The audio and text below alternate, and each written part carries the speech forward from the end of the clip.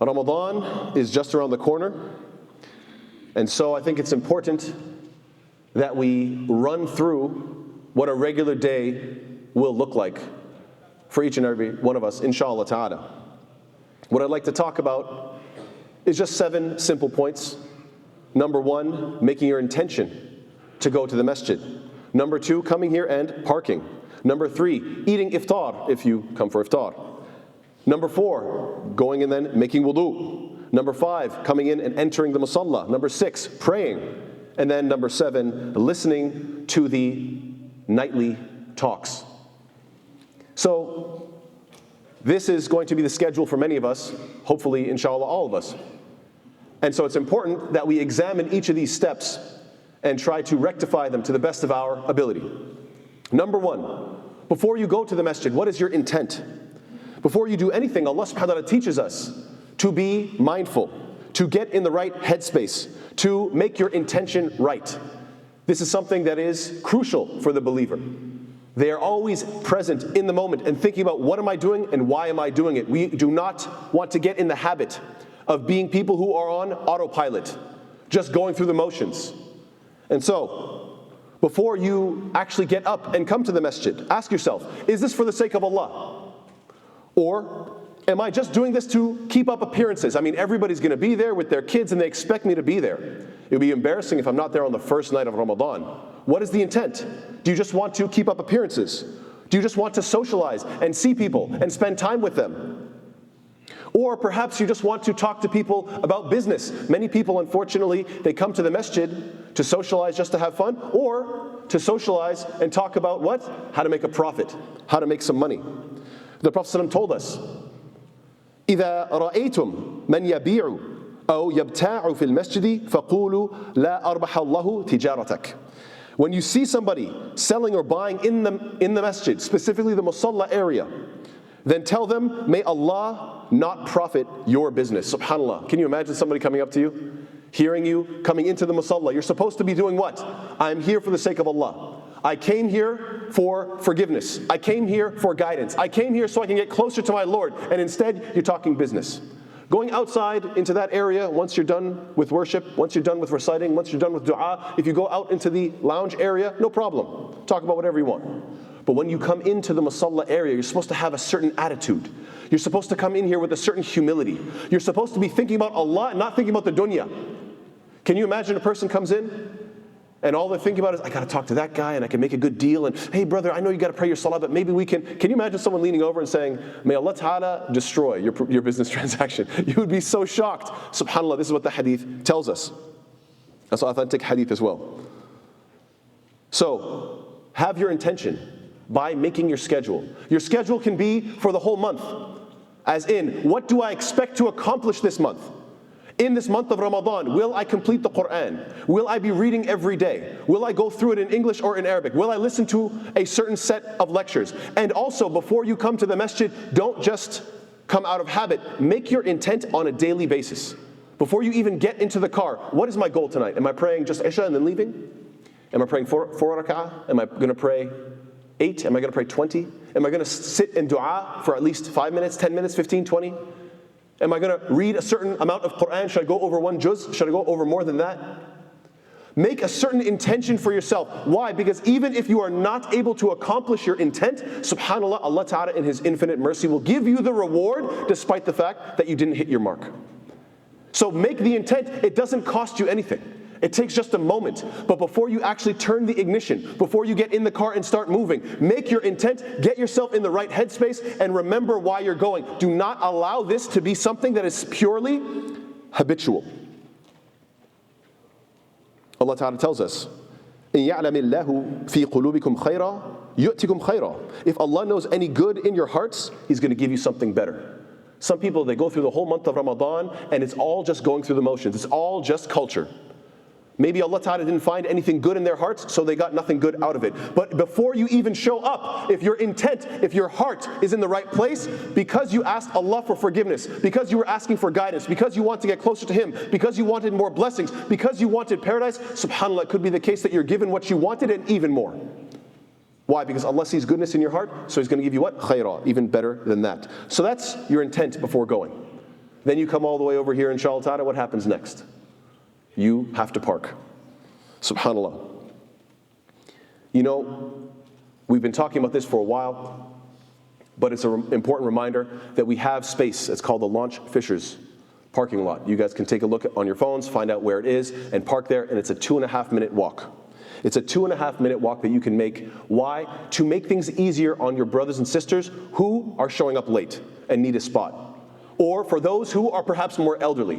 There's nothing difficult about parking just a little bit further away and being able to walk this beautiful little path that we've just built. I'm sure you can all see it through the window. There's a nice little, bridge, mashallah. So you can walk that.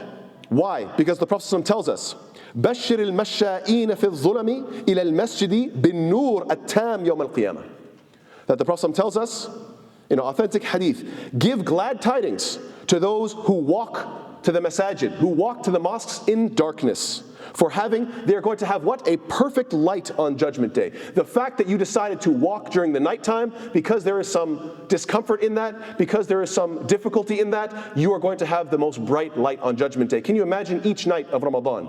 You're coming for Maghrib or for Taraweeh, Isha, and because of your sincere intention to make things easier for your brothers, and because of your sincere intention to take those steps for the sake of Allah, Allah subhanahu wa ta'ala gives you this light on Yawm al-Qiyamah.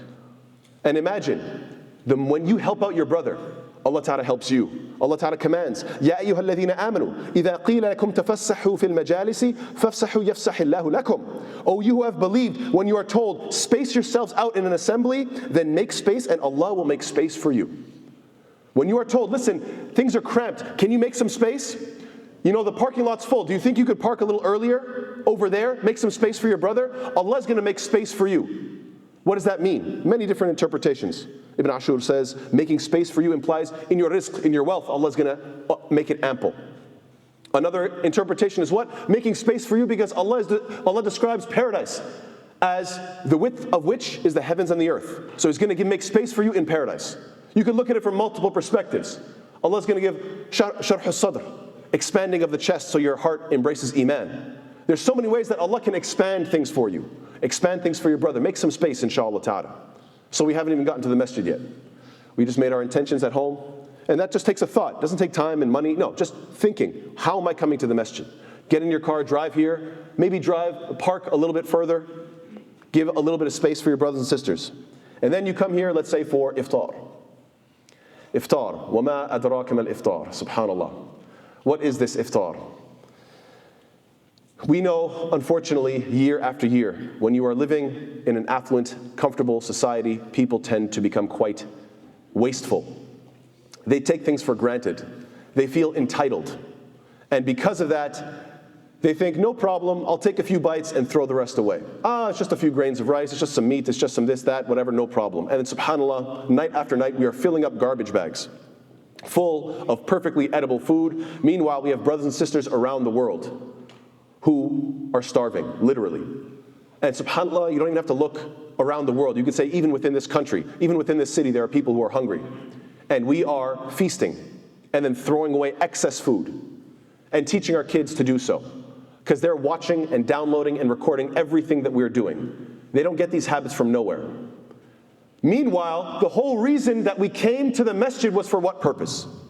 To get closer to Allah, to earn the love of Allah subhanahu wa ta'ala. And yet Allah ta'ala tells us very plainly, very clearly, كُلُوا وَاشْرَبُوا وَلَا تُسْرِفُوا إِنَّهُ لَا يُحِبُّ الْمُسْرِفِينَ. Eat and drink and do not be wasteful, because He does not love those who are wasteful.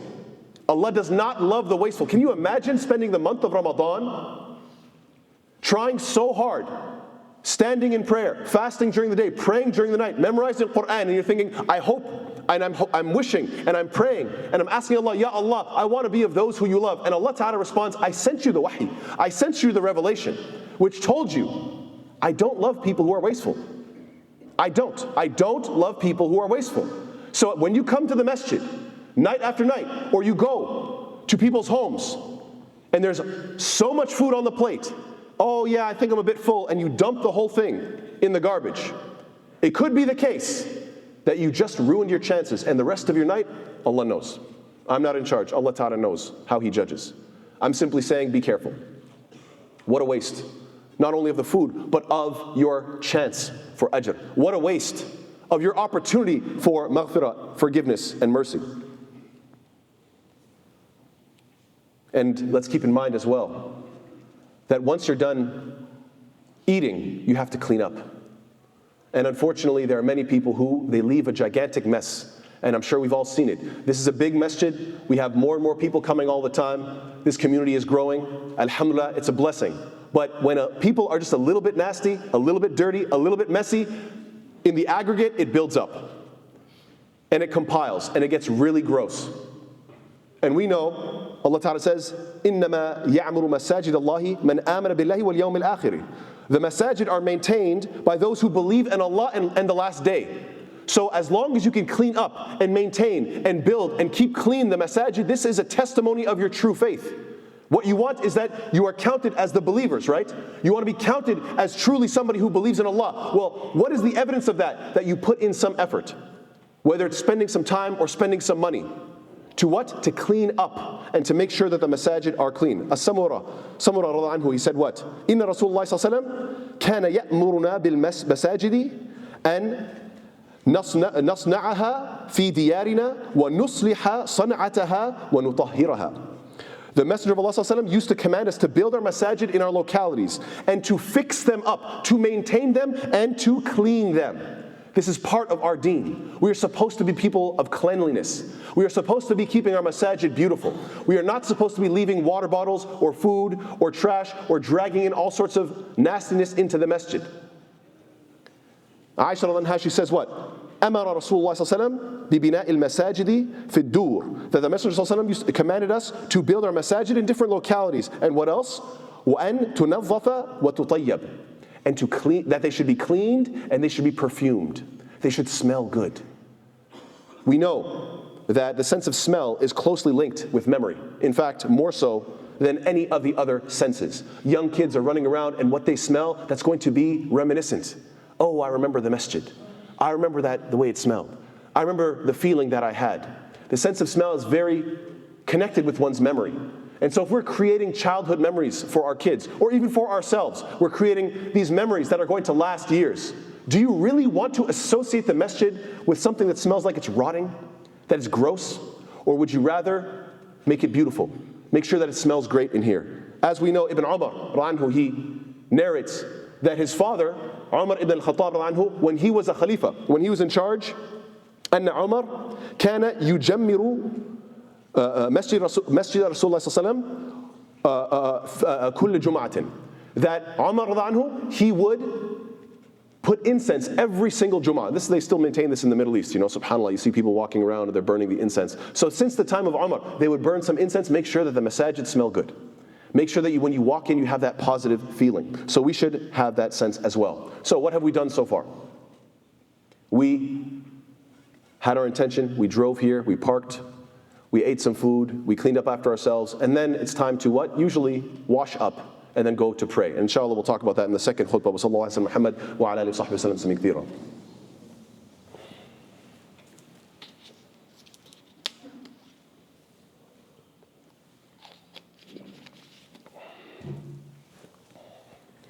Bismillah walhamdulillah wa salatu wa salam ala rasulillah.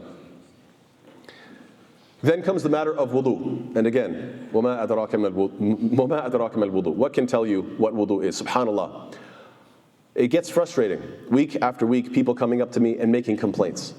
Brother, can you tell people how to make wudu?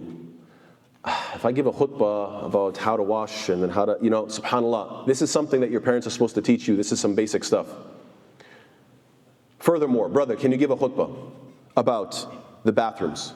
How people leave all sorts of najasa all over the stalls. And then other people will walk in to these stalls, not with the slippers, but rather with their socks, soaking up every step, all of the filth on the floor. And then after they're done wudu, they take those same socks and they walk into the musalla area and they walk all over the carpet. Brother, some people, they're very paranoid and very afraid that, subhanAllah, this is disgusting.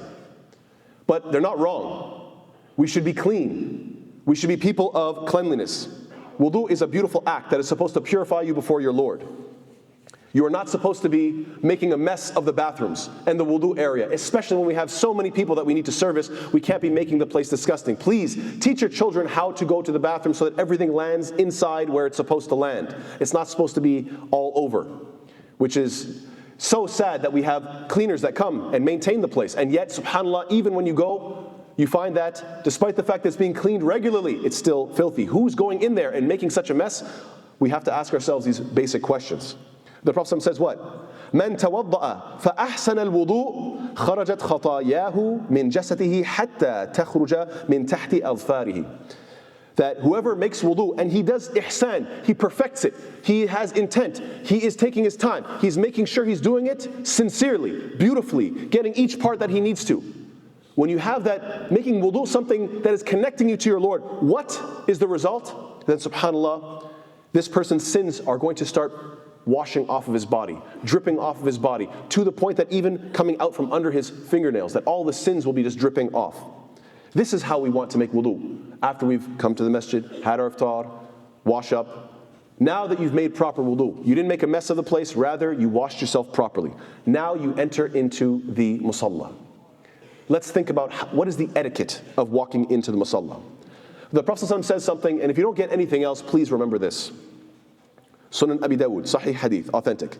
لا يزال قوم يتأخرون عن الصف الأول حتى يؤخرهم الله في النار. The Prophet says, the people will continue to keep themselves away from the front row until Allah will keep pushing them back, all the way into the fire. Subhanallah, that sounds rough. Yes. Why? Because there are people who, they come here, but their body language is speaking volumes. Their body language is sending a message. What is the message? Yes, I'm here, but I don't want to be. I walked into the musalla, but I was forced to be here. My parents brought me here. It's just because my friends are here. It's just because it's out of habit. You know what I'll do? I'll sit against the wall. I'll sit at the back. I'll be close to the door. I don't really feel like being here. Where's the enthusiasm? You don't think Allah Ta'ala can read your hearts? You don't think Allah Ta'ala knows what your body language is saying?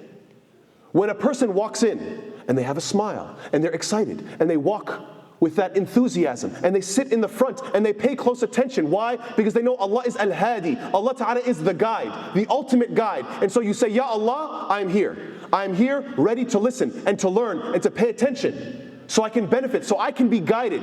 Because they are sincere when they say, Ihdina sirat al-mustaqim, guide us upon the straight path. Ya Allah, I want that guidance. Don't you think that person has a little more enthusiasm? Don't you think they walk to the front and make sure there are no gaps and they try to get close because they want to get closer to Allah? Don't you think your body language is speaking volumes? I promise you it is. It is very obvious. It is very clear when you see someone thinks that they're too cool for the masjid and they're kind of sitting in the back ready to go. It's not really my place. Yallah, go. You think Allah Ta'ala needs you? Allah is going to replace you. This is what Allah Ta'ala promises. You don't want it? يَسْتَبْدِلْ قَوْمًا غَيْرَكُمْ ثُمَّ لَا يَكُونُ أَمْثَالَكُمْ. You don't want to be here? Fine. You want to get further in the back? I don't want to be seen here. I don't like being here. I want to go. Allah is saying you go all the way to the fire. No problem. Figure out what your intention is. Do you want to be here? Act like it. Come to the front. Pay attention. Focus. And what should you do? When you come in, you should pray 2 rak'ah. Tahiyyatul masjid. You should pray 2 rak'ah, ask for guidance. Even before the salah has started. Even before you sit down, you pray 2 rak'ah. Even if the imam is giving a talk, yes. Because I say so? No. Because the Prophet ﷺ tells us, إِذَا جَاءَ أَحَدُكُمْ يَوْمَ الْجُمْعَةِ وَالْإِمَامُ يَخْطُبُ فَلْيَرْكَعْ رَكْعَتَيْنِ وَلْيَتَجَوَّزْ فِيهِمَا. The Prophet says, Sahih Muslim, authentic hadith, when any one of you comes in on Friday, even while the imam is giving his khutbah, he should observe 2 rak'ah, but he should make it short. This is how important it is to do your rak'atain. Even if the imam is speaking, walk in here and offer your salah. So that's how you walk in. You walk in, first of all, to the front, as close as you can. Fill in the gaps. Show enthusiasm. You know, labbaik Allahumma labbaik. Ya Allah, I'm here for you. Have that attitude. Pray your 2 rak'ah. And then when you pray, point number 6, is when you pray, focus on the words. Focus on what is being said. And if you can't, then you should read the translation before you come in for that juz. We do 1 juz a night, about 20 pages a night. Take a look at the translation. Find out what the imam is reciting. So that night you can focus in your salah. You can actually be benefiting from the qira'ah. Stay alert and avoid what? Avoid leaning and yawning and looking bored and tired. As the Prophet says, التثاؤب في الصلاة من الشيطان فإذا تثاءب أحدكم فليكظم ما استطاع. Yawning in prayer is from shaitan, so when one of you yawns, try to suppress it as much as possible. Unfortunately, during the salah, I get people that come up to me, lots of complaints. I'm trying to compile all the complaints I get in one khutbah, inshallah. Because I know everybody's saying before Ramadan, you have to mention, don't waste food, mention the parking.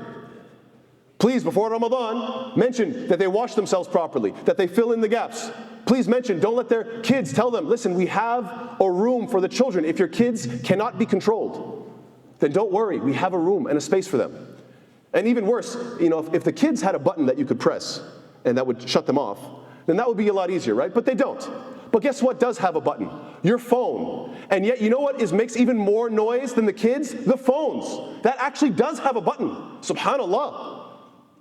Very bizarre how often the phones are going off. Very bizarre how often you have people that are letting their kids run around. You could just simply take them. And how often, subhanAllah, I don't understand why so often people are coming up to me and saying, brother, can you please mention to cover your awrah? Every time I make a ruku', all I see is too much.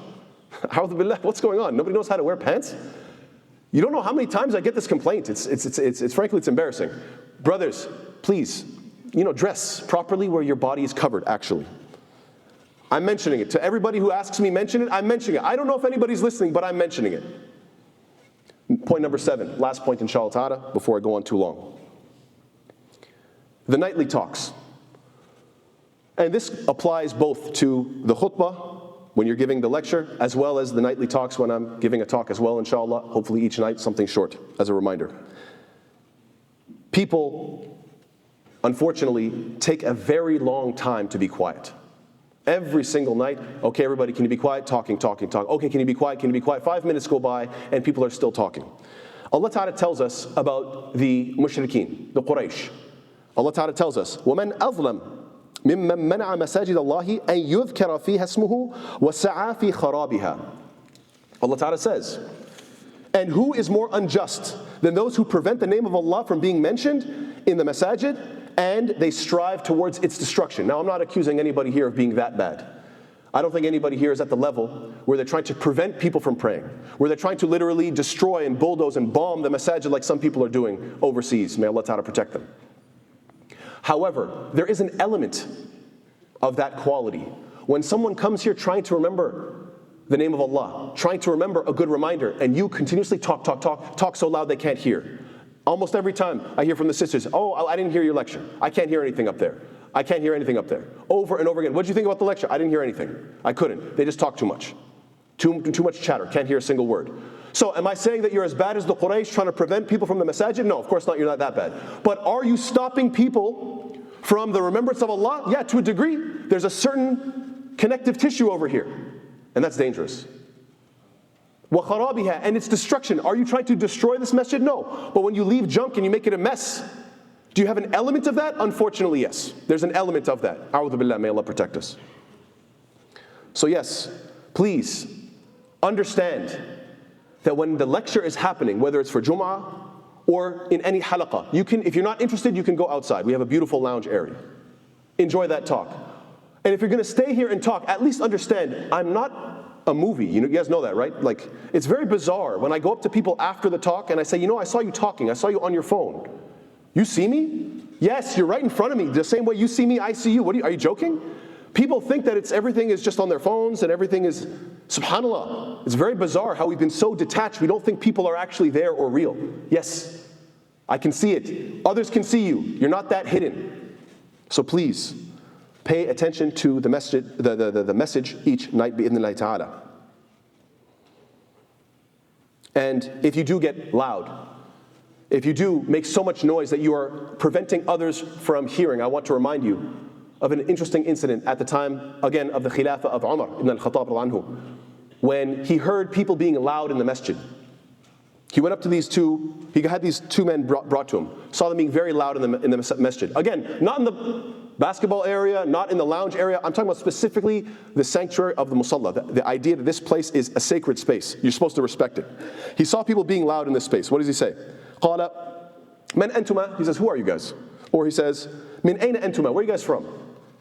قال, and they say in response, من أهل الطائف. We came from Ta'if. We're from a different city. قال لو كنتما من أهل البلد لأوجعتكما ترفعان أصواتكما في مسجد رسول الله صلى الله عليه وسلم. He said, had you been from here, had you been from Medina, I would have punished you for raising your voices in the masjid of the Messenger of Allah صلى الله عليه وسلم. So, this is how serious it was. This is how much respect. He was telling them, you guys are acting, very jahil. You guys are acting very ignorant, getting real loud in the musalla area. But you're foreigners. That's okay. I'll let it slide. So, do I expect anybody to punish others? No, please don't punish anybody. But what I am suggesting is, if you see somebody from a non-regular, somebody who's from out of town, you can give them a pass. Let them know, hey brother, can you just be a little bit quiet? If you see somebody who's regular and you see their face every time, please go up to them and say, brother, you know better. You know better. You're a regular here. You're not supposed to be yelling, being ignorant and loud in the musalla area. So in conclusion, the Prophet tells us, من صام رمضان إيمانا واحتسابا غفر له ما تقدم من ذنبه. Whoever fasts the month of Ramadan, having sincere faith and having sincere hope and expectation in Allah subhanahu wa ta'ala's reward, then all of their previous sins will be expiated. So we want to be people who don't just fast out of habit. We don't pray Taraweeh out of habit. We do not go through this month out of habit. Rather, we are imanan wa ihtisaban. We have full hope in Allah Ta'ala. We have full faith in Allah Ta'ala. And we're going through this month, bi-idhnillahi ta'ala. If Allah gives us the life to do so, we go through this month sincerely, making proper intentions. Ya Allah, fix our intention when coming to the masjid so that we are not coming for any other reason but for forgiveness and guidance and to get closer to you. Ya Allah, help us to be good neighbors who drive properly and who park properly in a way that does not disturb our community, rather in a way that gives room to our brothers and sisters. Ya Allah, help us to not waste any food. Ya Allah, help us to not waste any food. Allahumma la taj'alna min al-musrifin. Oh Allah, don't make us from amongst the wasteful, those who you do not love. And help us to clean up after ourselves and make the masajid beautiful and clean and shining and smelling great. Ya Allah, help us to make wudu in a beautiful way with ihsan, so we purify ourselves and avoid all najasa and impurities. Ya Allah, help us to enter the musalla with the right way, in the right way, rectifying our intentions, coming ready to worship, enthusiastically, right to the front, ready to listen with a mindful heart. Ya Allah, when we pray, give us ikhlas and sincerity, give us khushu' and humility. Ya Allah, allow us to pray during this entire month sincerely to you, benefiting from the Quran and its guidance. Ya Allah, allow us to listen to these lectures, whether it be in Jum'ah or in the nightly talks, listening quietly, ready to learn and apply whatever guidance that you provide to us. Ameen ya Rabbil Alameen. Allahumma hadina fi man hadayt, wa aafina fi man aafayt, wa tawallana fi man tawallayt, wa barik lana fi ma a'tayt, wa qina sharra ma qadayt, fa innaka taqdi wa la yuqda alayk, innahu la yadhillu man walayt, wa la ya'izzu man 'adayt, barakta rabbana wa ta'alayt. Rabbana atina fi dunya hasana wa fil akhirati hasana wa qina 'adhab an-nar. Wa sallallahu ala sayyidina Muhammad wa ala alihi wa sahbihi sallam tasliman kathira wa aqim as-salah.